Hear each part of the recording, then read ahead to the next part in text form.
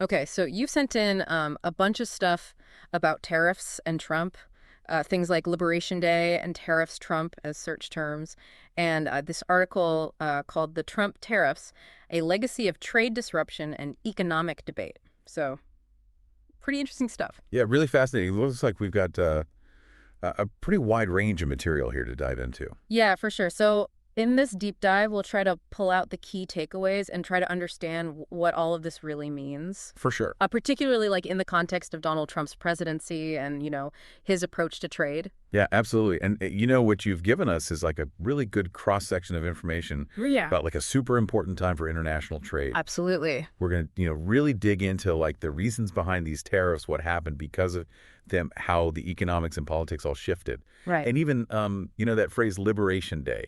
We'll look at that too. Yeah. We really want to give you like a clear understanding of all of this, something that was really debated a lot. Yeah, for sure. Okay, so let's get right into it. The big question here is, why were tariffs so important to Donald Trump when he was president? Right. Like, what was the thinking behind using them so much? Well, the main reason the Trump administration used tariffs so much was this idea of America first. Right. It was all about putting American economic interests, above everything else. Yeah. And it really shaped how they saw trade agreements and relationships with other countries. Okay. So basically, America first meant that they believed tariffs could change global trade to benefit America, even if it meant like shaking things up a bit. Interesting. So that America First idea then led to some very specific reasons for using tariffs, right?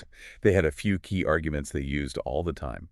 One of the biggest ones was that they wanted to shrink the trade deficit. Okay. That's when a country like imports more stuff than it exports. Right. And they thought tariffs could help balance that out. So they thought if you make imported goods more expensive, people will buy less of them and more things made in America. Exactly. And that would make the trade deficit smaller.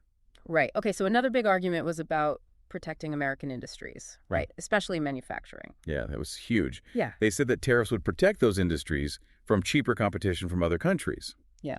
And that would let them grow and create more jobs here in the U.S.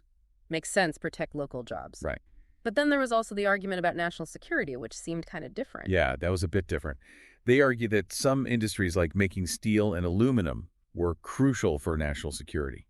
Okay. So they put tariffs on imported steel and aluminum to boost production here and, not rely so much on other countries for those materials. Interesting. And then there was this whole idea of reciprocal tariffs, which was talked about a lot. What was that all about? Right. So the idea there was to pressure other countries to lower or completely get rid of their tariffs on American goods. Okay. So the U.S. would put tariffs on countries that already had tariffs on our stuff, kind of like a bargaining chip, to try and get them to remove their tariffs. Okay.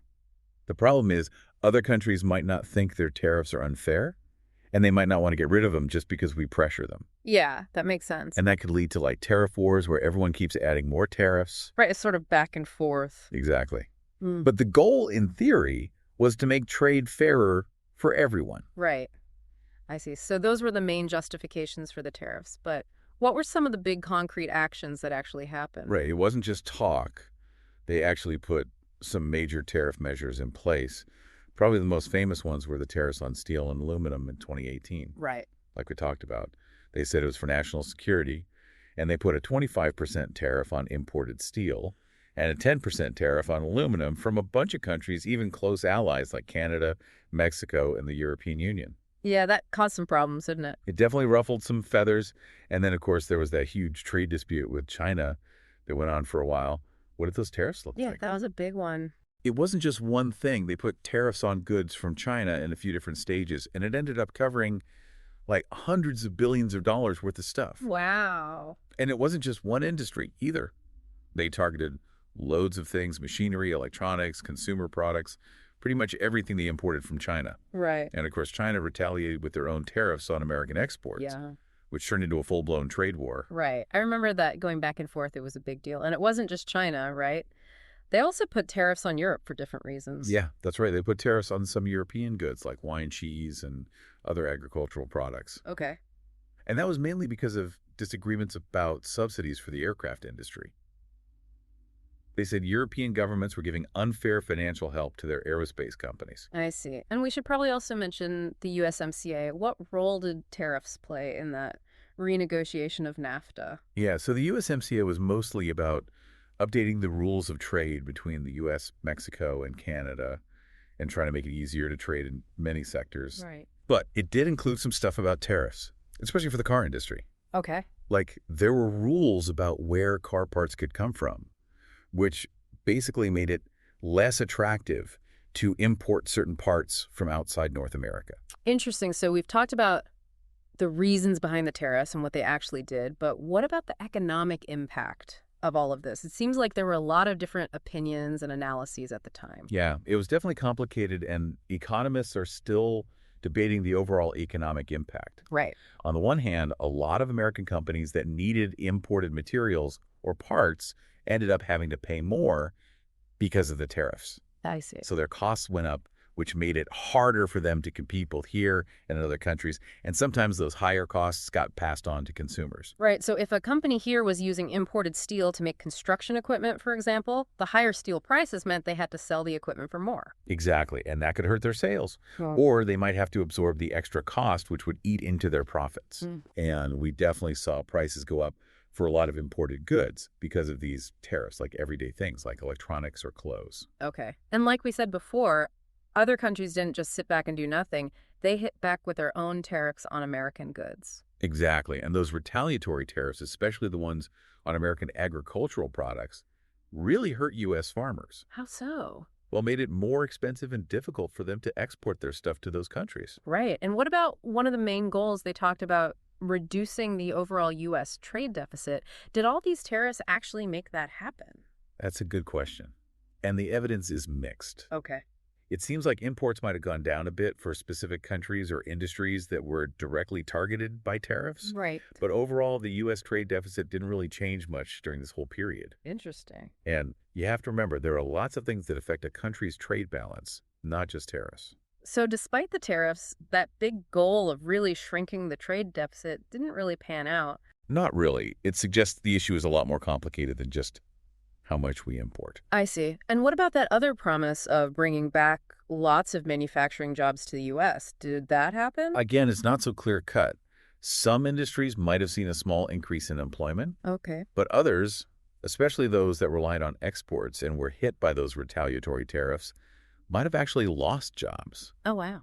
Economists are still studying the overall impact on jobs in the manufacturing sector. It's really tough to pinpoint the effect of just one policy when there's so much going on in the economy. Right. So it sounds like the economic effects of these tariffs weren't exactly a clear success story, and they probably caused quite a bit of trouble internationally. Oh, yeah, for sure. Domestically, like we said, there was a lot of pushback from businesses, farmers, and consumer groups who thought the tariffs were hurting the U.S. economy. Right. And internationally, there was a lot of criticism. Many countries argued that the U.S. tariffs were breaking the rules of global trade and messing up established trade flows. This led to a bunch of trade disputes and legal challenges at the World Trade Organization. Which brings us to something that came up a lot in the sources, this comparison to the Smoot-Hawley Tariff Act from the 1930s. So, Why was that old law mentioned so often when talking about Trump's trade policies? well, people made that comparison because both Smoot-Hawley and Trump's tariffs had the same basic goal to protect industries here by putting high tariffs on imported goods. Okay. But the really important difference is the economic context. When they happened, Smoot-Hawley was passed during the Great Depression. Right. And most economists think it actually made the global economy worse How so? because it triggered retaliatory tariffs from other countries and caused international trade to plummet. Right. That's a huge difference compared to when Trump put in his tariffs. And the size of the tariffs was quite different, too. Yeah, the actual level of the tariffs was a big difference, while Trump's tariffs were pretty high. The Smoot-Hawley tariffs were way higher, historically speaking. And because the economies were so different, a severe global depression versus a time of generally decent, even if it wasn't perfect economic growth, the potential consequences were just not the same. Okay, that makes sense. Now let's talk about this phrase that popped up in your searches, Liberation Day. It seems pretty loaded. What did it actually mean in the context of these tariffs? Yeah, Liberation Day was a phrase that was sometimes used when talking about President Trump's trade policies. Okay. It was basically meant to convey this idea of freeing American industries from what they saw as unfair trade practices and competition from other countries. I see. It was a way of putting tariffs sound like a good thing, a necessary step towards American economic independence and making American manufacturing strong again. Interesting. And we noticed April 2nd appearing a lot in your searches sometimes, even with Liberation Day, like Liberation Day, April 2nd. Was that date important for tariff announcements or actions? Yeah, the fact that April 2nd keeps coming up suggests that something important happened around tariffs on or around that date. Maybe they announced new tariffs, made changes to existing ones, or actually started implementing some. Okay. To figure out exactly what went down, we'd have to dig into news archives and official government records from that time. But it's pretty likely that some big tariff-related stuff went down on that day. Gotcha. And there were also mentions of Rose Garden speeches. Why was that place so important for talking about trade policy? Well, the Rose Garden at the White House is a pretty symbolic place. It's often used for big presidential announcements, especially those meant for the whole country. Right. President Trump often used it to give speeches about his trade policies, talking about why he was putting tariffs in place and the details of what he was doing. Okay. These speeches were usually broadcast live and got a lot of attention from the media. So lastly, let's talk about how all of this was portrayed in the media and how the public might have seen these policies. It's probably safe to say there are different points of view. Oh, yeah, absolutely. The Yeah. media covered it a lot, and it often reflected the political divides that were already there. Right. Like news outlets like CNN and Fox News often had very different stories. Okay. One might focus on the bad things that could happen because of the tariffs, while the other would talk about how they'd help American businesses. I see. Publications like the Wall Street Journal and The Economist gave more in-depth economic analyses, and they often worried about the long-term effects. Right. And of course, social media became a big place for people to talk about it, share their opinions, and argue about it, whether they supported the tariffs or not. So to sum it all up, it seems like the Trump tariffs were a pretty big deal in the history of global trade. Yeah, that's a good way to put it. Yeah. They marked a real shift towards a more nationalist and protectionist way of thinking about trade. Okay.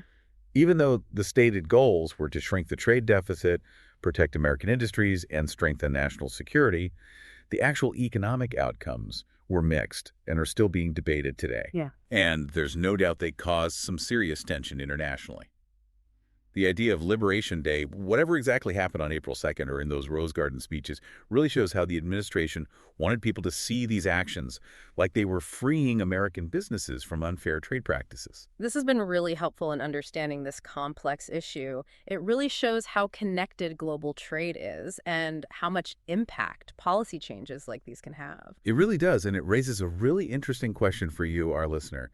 What do you think are the most important things to consider when deciding if trade policies that aim to protect domestic industries are successful or not? That's a good question. Are economic indicators the only thing that matters? Or should things like international relations and the impact on consumers also be considered? Yeah, that's something to think about for sure. And for those of you who want to dig deeper, maybe check out the news from around April 2nd of those years to see what tariff announcements were made or research the arguments for and against reciprocal tariffs. There's a lot of information out there. There really is. Thanks for joining us for this deep dive into the stuff you sent in. It's been great talking about this with you. Likewise, it's been a pleasure. Until next time. See ya. Today is your lucky day. Today is the day that our $3 website works for you, paying you directly to your PayPal daily. Imagine $3 ongoing continuous payments to your PayPal account. Imagine falling asleep and waking up to $300 in your PayPal account. How would this make you feel? How could this help you? What bills could you pay? What kind of fun could you have? What does that retirement look like now? All for a one-time payment of $3. This website is DFY done for you, fully built and completely hosted, and never stops collecting payments for you. You have spent $3 on coffee on a regular, but that coffee won't help you create multiple streams of income. Click the link below.